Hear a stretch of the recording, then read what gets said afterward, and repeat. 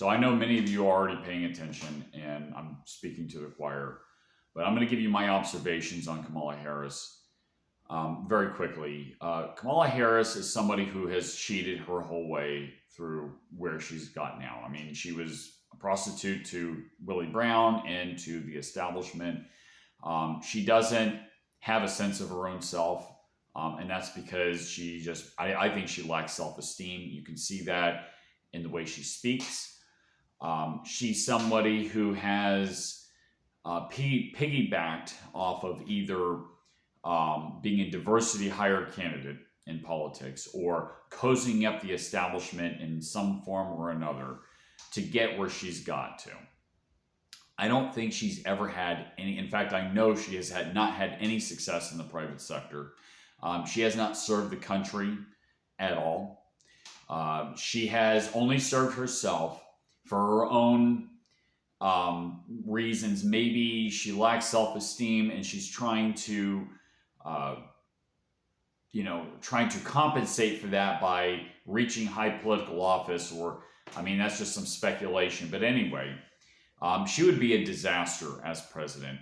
She, like I said, doesn't have a sense of self.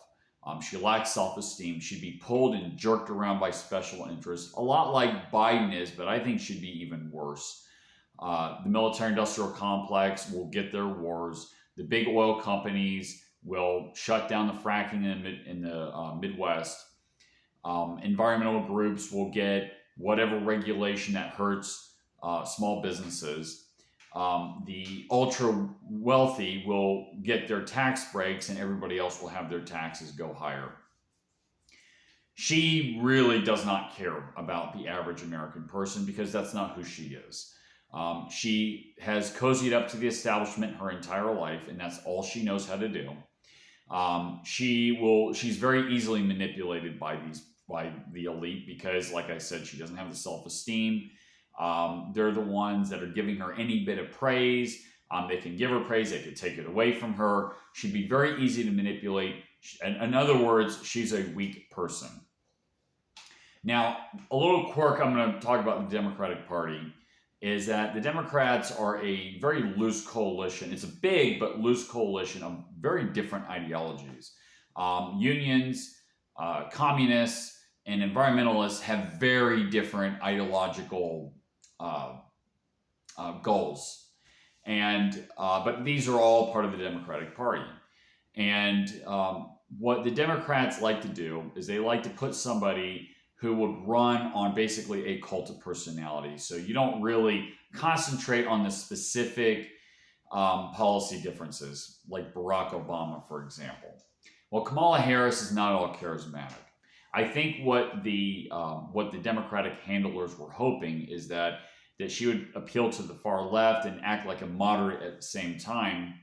But again, she's psychopathic and incompetent, and the more people see her, know that is the case. So they tell her, don't say anything, because if you say something, that would pin you down to a policy and you're going to alienate some group of the Democratic Party.